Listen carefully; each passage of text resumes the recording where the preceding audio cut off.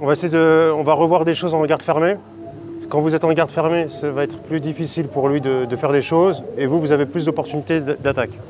Du coup, on va revoir quelque chose qu'on a déjà fait. Ici, ce que je vais essayer de faire, 2 bras contre un bras. Ce que j'aimerais réussir à faire, c'est que son coude passe ma ligne médiane ici. Ou juste la ligne un peu de nombril et que je puisse fermer une porte ici. Okay, ici, j'ai plusieurs options. Soit je viens chercher l'aisselle, ou soit je viens chercher le poignet. Le poignet, c'est plus fort, c'est plus puissant. Okay, là, l'idée, c'est d'essayer de renverser. Donc, je vais passer ma main sous sa cuisse, mon bras droit. Et là, j'essaye de me mettre perpendiculaire à mon partenaire. Okay, avant d'essayer de renverser. Donc, là, je veux que ma tête aille près de son genou gauche. Okay, donc, j'ai ce mouvement. Ensuite, je transfère son poids de corps. Et ce que je ne veux pas qu'il tombe ici sur ma jambe. Ok?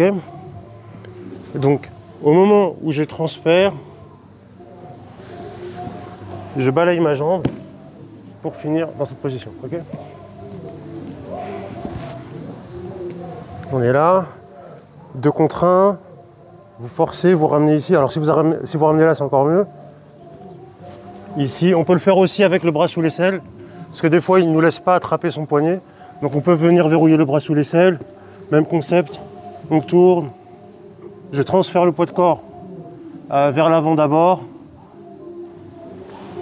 et ensuite je finis mon renversement. C'est des révisions, mais c'est des choses, lorsqu'on les voit et qu'on ne répète pas pendant les combats, on a tendance à les oublier. Ok? Allez, 1, 2, on doit en avoir 2 ou 3 du même système, ok? Donc les 2 ou 3 du même, on va en voir une là, qui fait partie de ce système-là. Donc moi, quand je vais essayer de le ramener là, il va se laisser faire ou pas? Ok, il va pas se laisser faire. Du coup, c'est là que je vais réussir à tourner un peu mes hanches et venir ici et venir là, ok? Mais là, vous voyez que là, il est face à moi. Donc je peux me permettre de faire la technique qu'on vient de faire, ok? Là où ça devient compliqué de la faire, c'est si vous faites trop bien le travail en fait. C'est-à-dire quoi? C'est-à-dire vous l'emmenez complètement là-bas. D'accord? Je vous ai vu parfois ici. Et puis là, vous voulez rentrer ici. Rentrer pour partir. Et là, il vous casse l'angle ici. Et là, en fait, c'est pas pertinent maintenant d'essayer de le renverser, puisque j'ai son dos qui est exposé. Donc là, il faut prendre l'habitude d'aller chercher le dos. Donc, on essaye d'ouvrir son corps le plus possible pour réussir à mettre un crochet ici et le deuxième crochet ici. Okay, et là, on a pris le dos, tout simplement. Okay, donc, si tu peux te mettre là. Donc, s'il résiste bien et que vous avez réussi à faire ça, aller chercher l'aisselle, et bien là, c'est OK, vous faites la première technique. Et un autre détail sur la technique, enfin je l'ai déjà dit, faites-lui tomber la tête dans le sol ici, d'accord? Transférez son poids de corps avant d'essayer de renverser. Parce que si vous essayez de renverser ici, c'est trop dur. Essayez de ramener votre pied près de l'aisselle. Donc on est là. D'accord? Hop, on revient. Maintenant, j'ai bien fait le travail, j'ai tout envoyé. Je peux contrôler son poignet, je peux contrôler l'aisselle, peu importe. Mon bras droit ici, je l'ouvre le plus grand possible. Je me mets sur mon avant-bras et je glisse mes crochets à l'intérieur. Ok? Une dernière fois et je vous laisse bosser ça, mets-toi face à moi s'il te plaît. 1. Là. Boum. On essaye? 1, 2.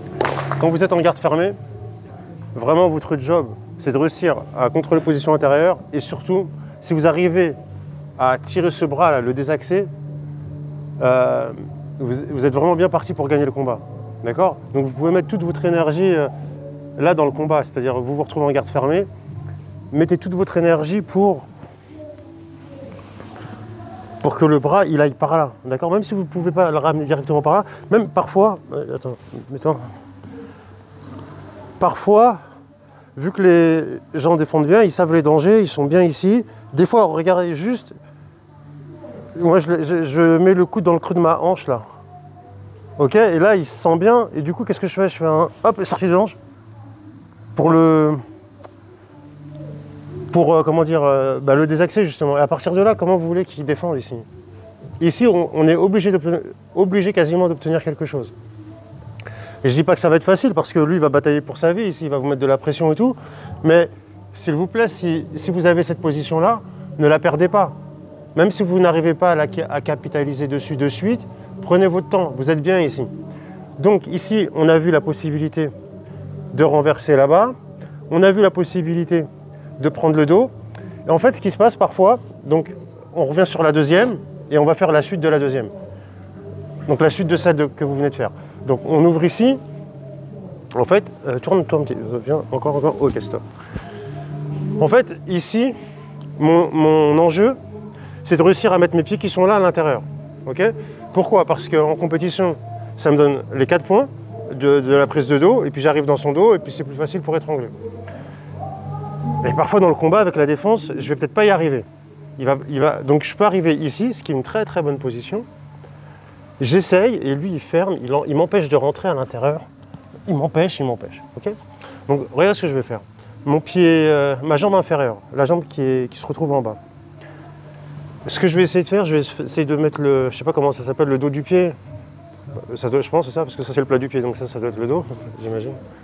Cours d'anatomie. Donc je me lève et j'essaie de mettre le dos du pied sur sa cuisse. D'accord? Là, quand je sens qu'il ferme de trop, j'essaie plus de prendre son dos, j'essaie de venir ici, je mets sur sa cuisse. Ok, à partir de là, je vais complètement changer de sens. C'est-à-dire là, ma tête est dans la même direction que celle de Bilal, et là je vais me mettre en perpendiculaire à lui, c'est-à-dire je vais complètement croiser ici. Je lâche, j'abandonne cette position pour prendre 2 points d'appui ici et pousser en arrière et revenir ici. D'accord? Et là dans cette position là, c'est une montée, elle vous donne les 4 points de la montée directement et vous arrivez en bonne position ici. Ça c'est vraiment une des techniques que j'aime faire, j'ai du succès avec en kimono et en grappling, c'est le même concept. Les mecs ils défendent bien la prise de dos, vous calez votre pied là, et après ils se font avoir ici. Et du coup après c'est bien, on peut attaquer le bras, et si on le souhaite, on peut repartir même sur le dos de cette position là. Ok? Donc ça